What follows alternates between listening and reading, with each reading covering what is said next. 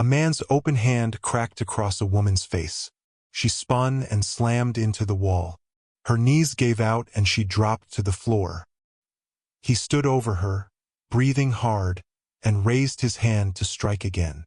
At the top of the stairs, a small face watched through the railings. A little girl, barely 7 years old. She did not scream. She did not cry. She had learned the hard way that crying only made it worse. So she covered her mouth with her hand and stayed still until the door slammed and the house went quiet.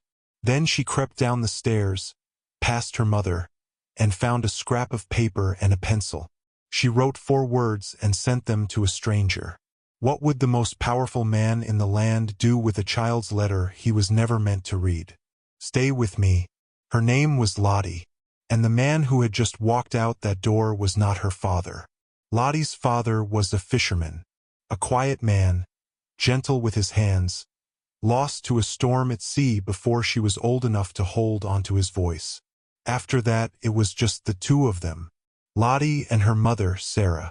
They had almost nothing. A rented cottage at the edge of the village, a small garden, a goat. But they had each other, and for a while that was enough. Then Sarah married Silas Crale.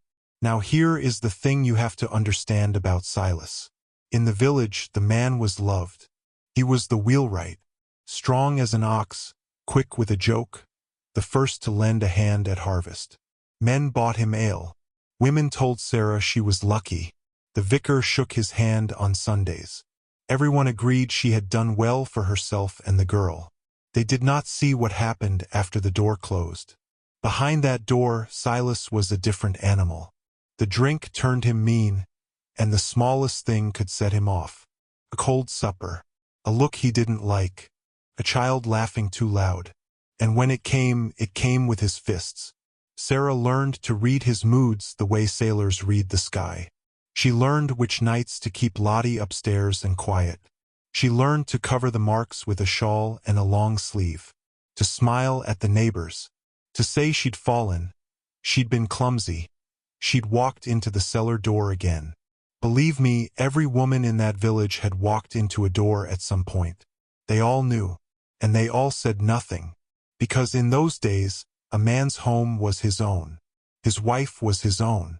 If he raised his hand to her, well, that was a private matter between a husband and his wife, and no business of anyone else.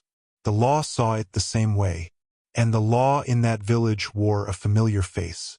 The parish constable was a heavy, slow man named Pike, and Pike was Silas's drinking friend.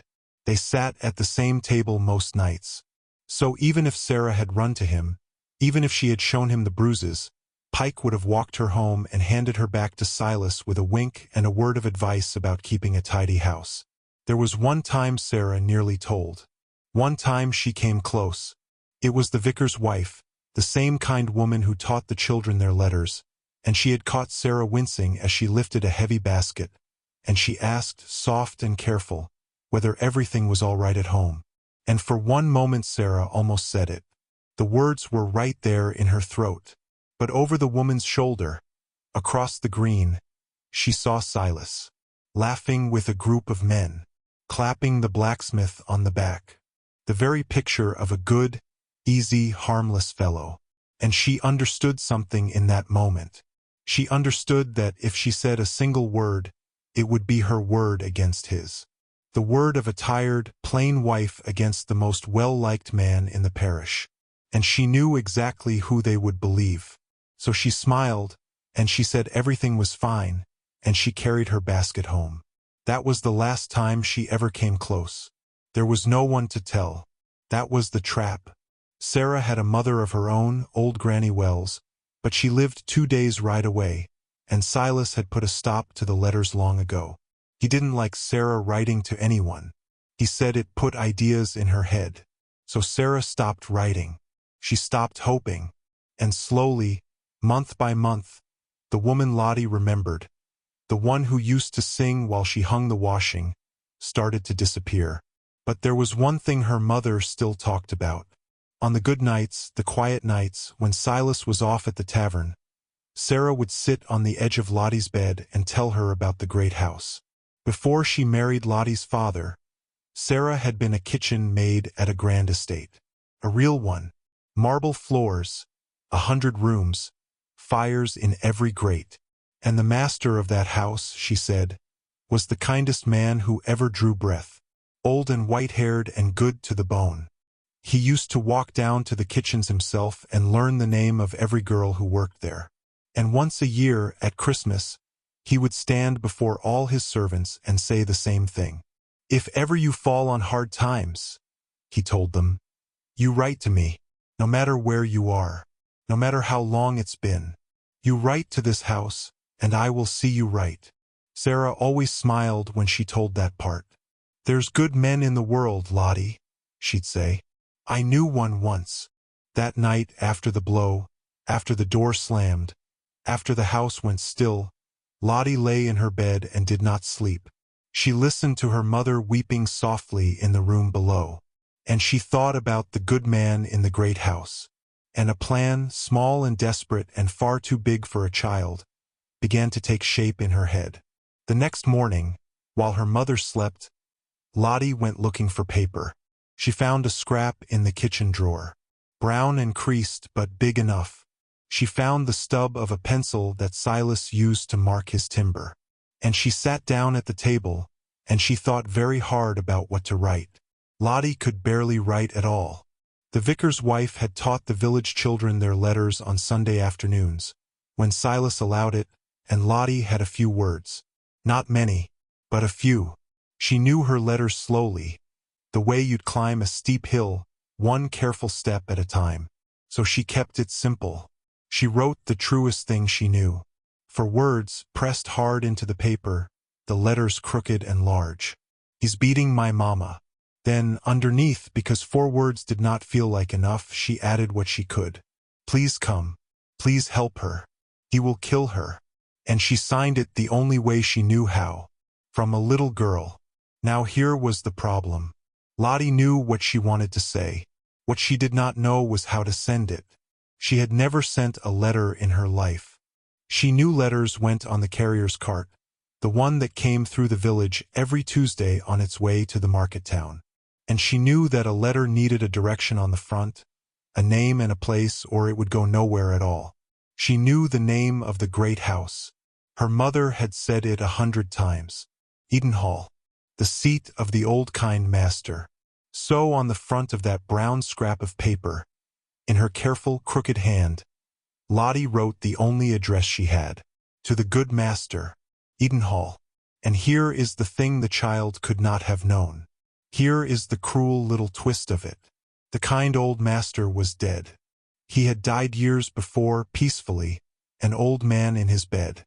And Edenhall had passed, as great houses do, to his heir, a nephew, a man who could not have been more different from the gentle old soul who once learned the names of kitchen maids. The new master of Edenhall was Edmund, the Duke of Westmere. And by every account in the county, he was a cold man. People feared the Duke. They did not love him. He kept to himself behind the high walls of his estate. He did not come to the village fairs. He did not shake hands after church. The story went that something had broken in him years ago, and he had simply shut the door on the world. Servants spoke of him in low voices. Tenants paid their rent and prayed they'd never have cause to stand before him. That was the man. That was the wrong man entirely. A grieving, silent duke, the last person on earth you would send a child's plea for help. And on the following Tuesday, that brown scrap of paper went into the carrier's sack with all the proper letters, and the cart rolled out of the village, and Lottie stood at the gate and watched it go until it was a speck on the road, and then nothing at all. She had done it. She had sent it. And now there was nothing to do but wait. The letter reached Edenhall on Thursday. Picture the scene. A great hall, a long table, a mountain of correspondence that the Duke's secretary sorted each morning. Bills. Invitations the Duke would refuse. Petitions from tenants. And in the middle of it, this, a filthy brown scrap, addressed in a child's hand to a man 4 years in the grave. The secretary almost threw it on the fire.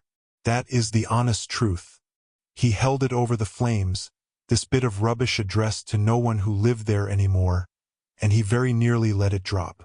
But something stopped him. Maybe it was the handwriting, so small and so careful. Maybe it was the smudge that might have been a tear.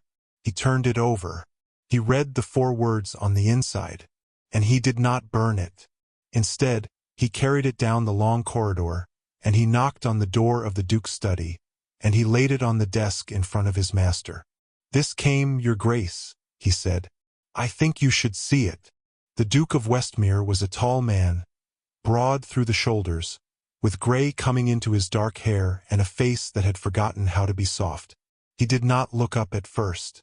He was a busy man and a tired one. Then he read the 4 words. "He's beating my mama." And the room went very still. He read the rest.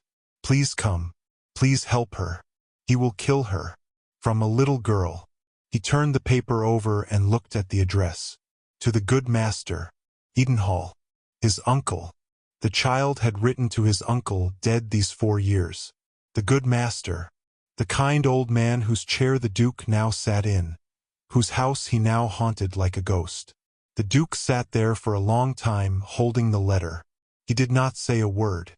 The secretary waited, unsure if he'd done right or wrong. And then the Duke asked one question very quietly. "Where did this come from?" The secretary checked the carrier's mark. He named the village. The Duke stood up. Now, you would think the story turns right there. You would think the help was already on its way, and the worst was behind them. But back in that little cottage, that very same evening, something strange was happening. Something that made the whole family let out a breath they'd been holding for years. Silas came home gentle. He came in from the tavern not roaring, but humming. He'd had a good day.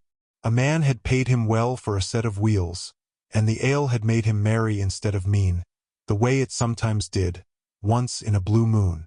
He kissed Sarah on the cheek. He sat Lottie on his knee and called her his good girl.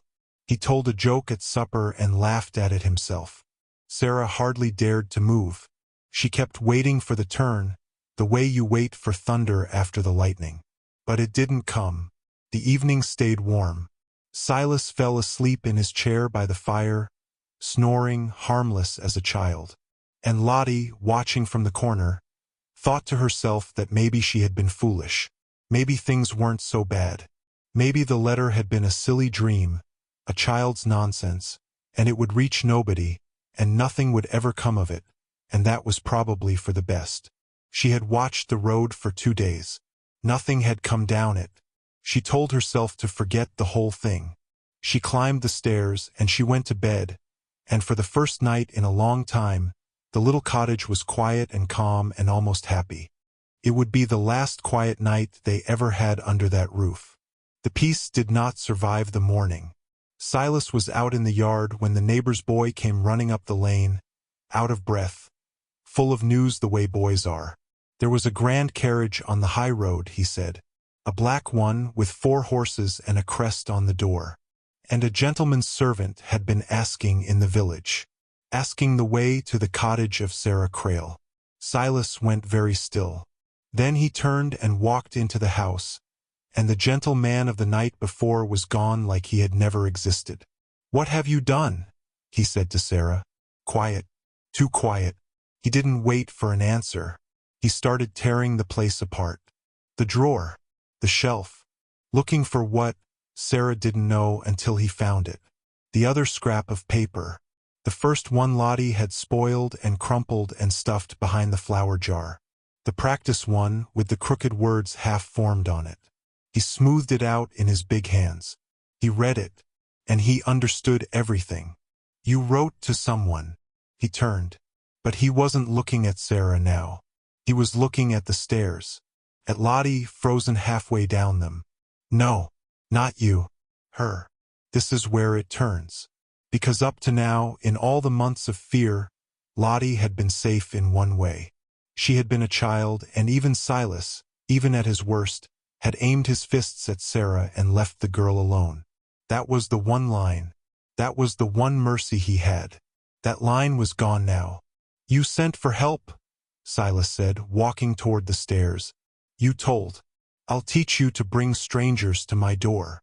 and his hand was already rising. Sarah moved. She threw herself across the room and put her body between Silas and the stairs, between the man and her child, and she screamed at Lottie to run. Run upstairs. Run and bolt the door.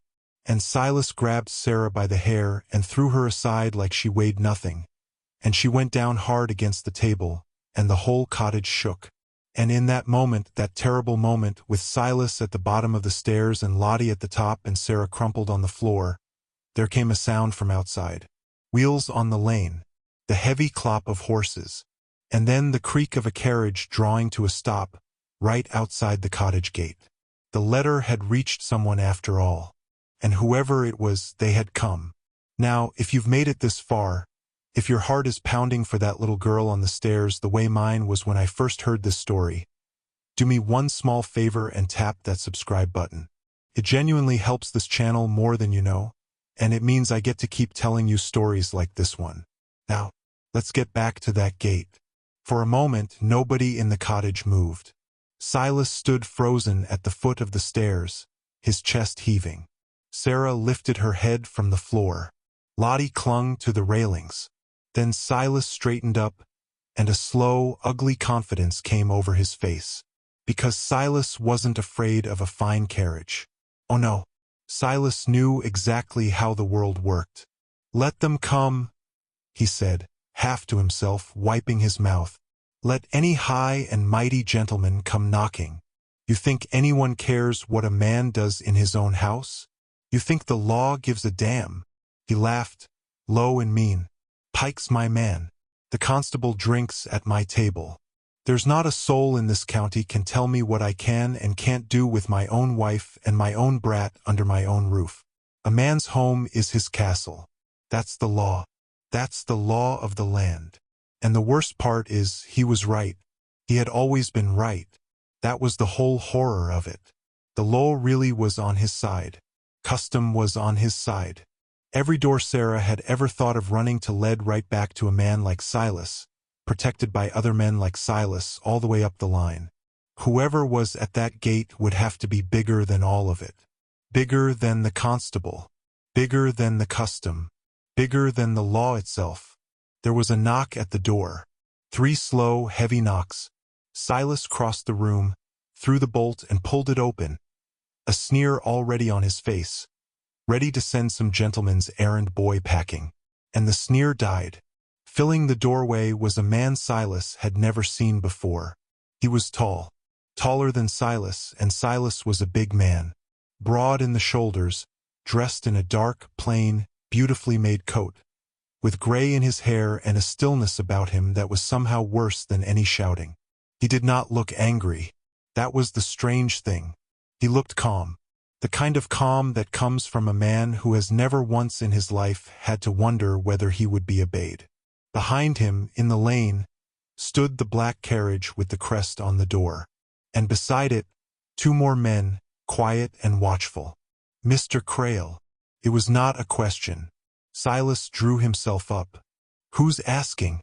This is my house, and I'll thank you to keep off my... A letter reached me, the man said, as if Silas had not spoken at all. He did not raise his voice. He didn't need to. From this house. From a child. He stepped over the threshold, and Silas, without quite meaning to, stepped back. The man's eyes moved past Silas. They found Sarah on the floor, her lip bleeding, her arm cradled against her side. They found the overturned table. And then they rose to the stairs, and they found Lottie. And for just a moment, something moved in that hard, still face. Something cracked. "Are you the one who wrote to me?" he asked. And his voice, when he spoke to the child, was different, gentler than anything that had been heard in that cottage for a very long time. Lottie couldn't speak. She just nodded, tears running down her face. The man looked at her for a long moment. Then he turned back to Silas, and whatever had softened in his face turned to stone. "My name," he said, "is Edmund. I am the Duke of Westmere." The cottage went silent. Silas's face changed color, because he knew that name. Of course he knew it. Everyone in the county knew it. The Duke of Westmere was not some gentleman with a fine carriage. The Duke of Westmere owned the ground they were standing on. He owned the cottage. He owned the lane, the fields, the village itself. The magistrates answered to him. And the constable, Pike, that fat friend Silas drank with every night, was nothing, less than nothing, a flea, before the man now standing in Silas's kitchen.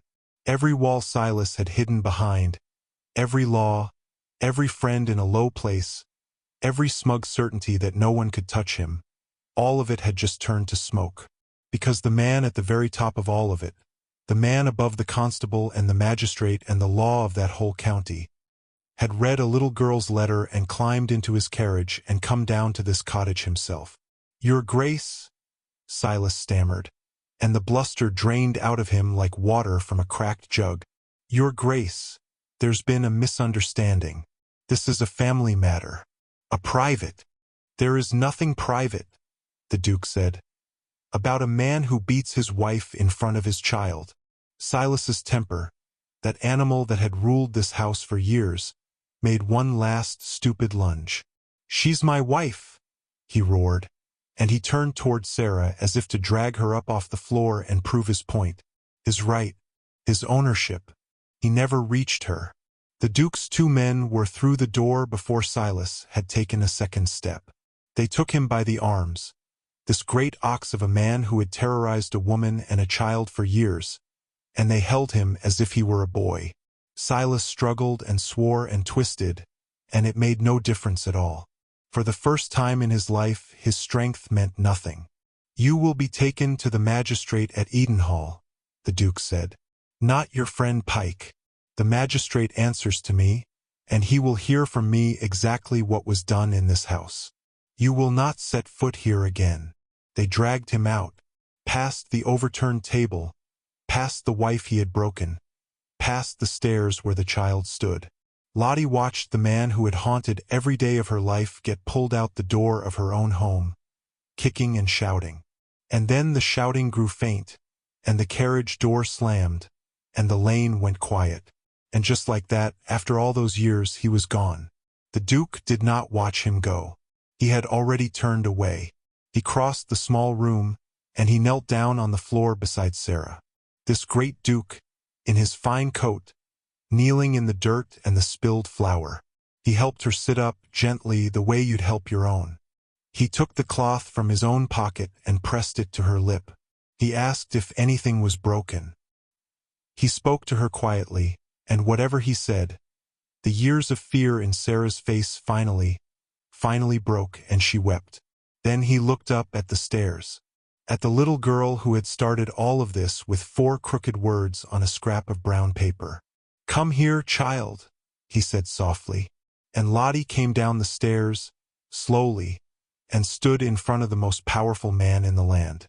And the Duke of Westmere, who frightened grown men, who had not smiled in years, looked at this tiny girl and said the thing she would remember for the rest of her life. "You were very brave," he told her. "Braver than anyone I know. Here is what happened after." Silas Crale was taken to the magistrate at Edenhall, and the Duke kept his word. There was no wink, no nod, no friend across the table to make it all go away. Silas was charged, and he was sent away from that county for a long time. And when he was finally let out, he knew better than to ever come back. Pike, the constable, lost his post within the month. The Duke had no use for a lawman who would let a woman be beaten under his own nose. But that, the punishment, was the smallest part of what the Duke did. Because a lesser man might have hauled the brute away, called it a job well done, and left a penniless woman and her child to fend for themselves. The Duke did not do that. He understood something the law never bothered to learn. That rescuing someone is not just about taking the danger away. It's about what you leave behind in its place. He moved Sarah and Lottie out of that cottage with its bad memories, and he gave them a cottage on his own estate. A good one, dry and warm, with a real garden and a view of the hills. He gave Sarah honest work in the dairy at Edenhall with wages of her own, money that no man could take from her. And he saw to it that Lottie went to a proper school, a real one, so that the girl who could barely write 4 words would one day be able to write anything she pleased. He never made a show of it. He never asked for thanks. He simply did it the way his uncle, the good old master, would have done it. The letter had been meant for that kind old man. And in the strangest way, it had found him after all, living on in a nephew nobody believed had a soft bone left in his body. And here, at last, is the part of the story that explains all of it. The part that explains why a cold, silent duke climbed into his carriage for a child he had never met. Years before, the Duke of Westmere had a wife of his own, and a daughter, a little girl. He loved them more than the whole estate, more than the title, more than his own life. And he lost them both, the wife and the child together, to a fever, in a single terrible winter. That was what had broken him. That was why he shut the door on the world and stopped smiling and let his heart go cold and quiet behind those high walls. So when a letter came across his desk, written in a child's crooked hand, for desperate words from a little girl who needed saving, it reached the one part of him that had never died, the part that was still a father. He could not save his own little girl. She was gone, and no power on earth could bring her back. But this one he could still save. And he did. Lottie grew up safe on that estate. She grew up clever and kind, and she never forgot the morning the carriage came down the lane.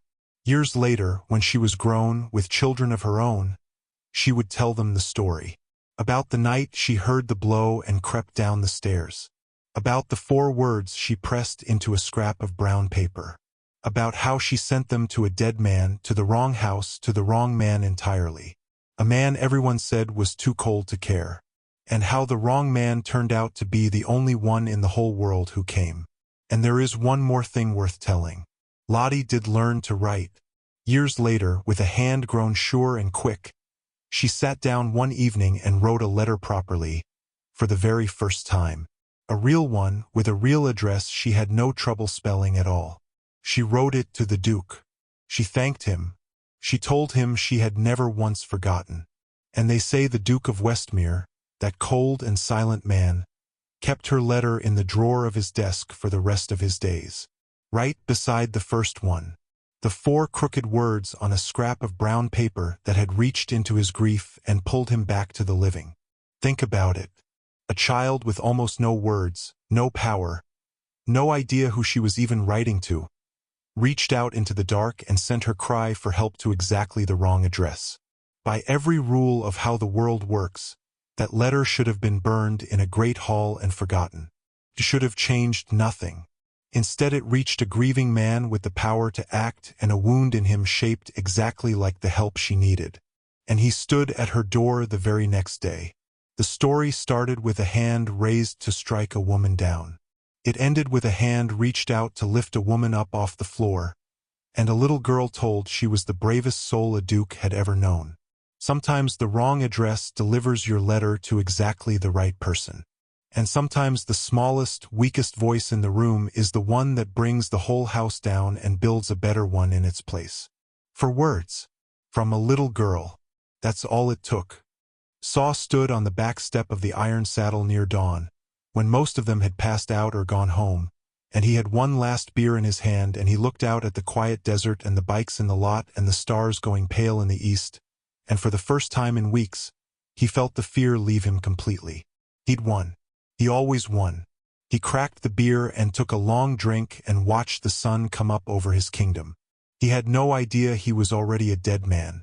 He had no idea the gift was the beginning, not the end.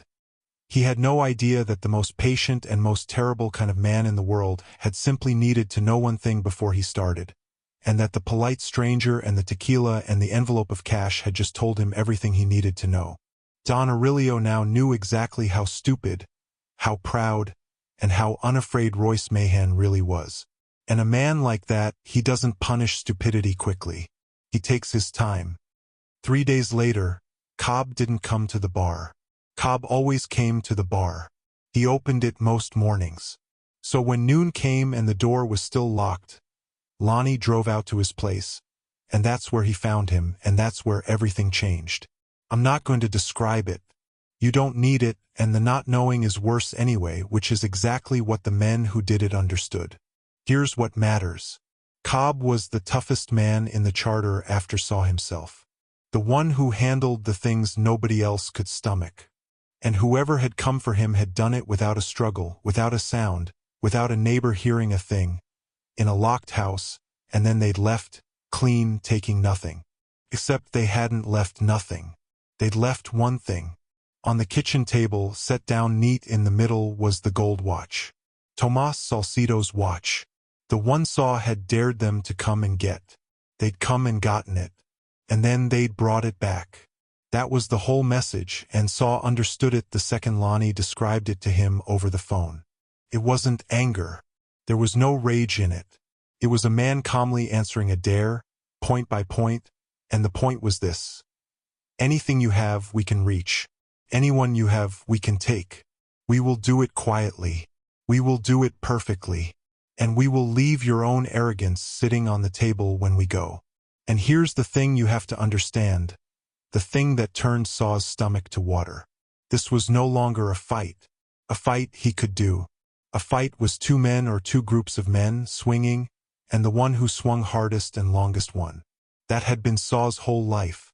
But you cannot swing at this. There was nobody to hit. There was no enemy standing in a parking lot with a bat. There was just a quiet, patient, endless reach that had decided to close around his entire world and squeeze, slow, and would not stop, and could not be fought, because it never showed you its face.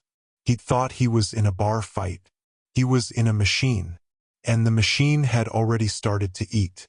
If you're still with me this far, do me a favor and hit that subscribe button, because this is the exact moment the whole thing turned, and what the cartel did next is the part nobody who heard this story ever forgot. Because the watch on the table was just the opening move. Over the next 2 weeks, Don Aurelio took Royce Mahan's kingdom apart piece by piece, and he did it the way a man dismantles a clock. Methodically, without heat, without ever once raising his voice. First, the money died. Every last source of it. The few dealers and middlemen still feeding Saw scattered to the four winds, because now they knew for certain what was coming, and not one of them was willing to be standing close when it arrived. The protection rackets that had run for 20 years collapsed in a week, because the people paying for protection had done the math. They were more afraid of the Don than they'd ever been of Saw, and a man can only sell protection if he's the scariest thing on the road. Saw wasn't, anymore. Everybody could see it now, and the second they could see it, the spell broke. Then the businesses. Saw had a couple of legitimate fronts, a tow yard, a parts shop. They burned. Both of them on the same night, hours apart, clean professional fires that the fire marshal would scratch his head over for a month. No witnesses, no evidence, just Saw's holdings turning to ash while he stood in the road and watched, helpless. A king with nothing left to be king of. Then the men. This is the part that broke the club's heart, what was left of it. They didn't come and shoot up the iron saddle. That's what Saw kept bracing for, and it never came, and the waiting was its own kind of torture. Instead, the charter just started to come apart from the inside. One full patch packed a bag in the night and was gone by morning, no goodbye, just gone, because he had a wife and kids and he'd decided his family was worth more than his colors. Then another. Then a third. These were men who'd ridden with Saw for 15 years, who'd have died for him a month ago, and now they were slipping out the back door of his kingdom one at a time, because every one of them had finally understood the same thing.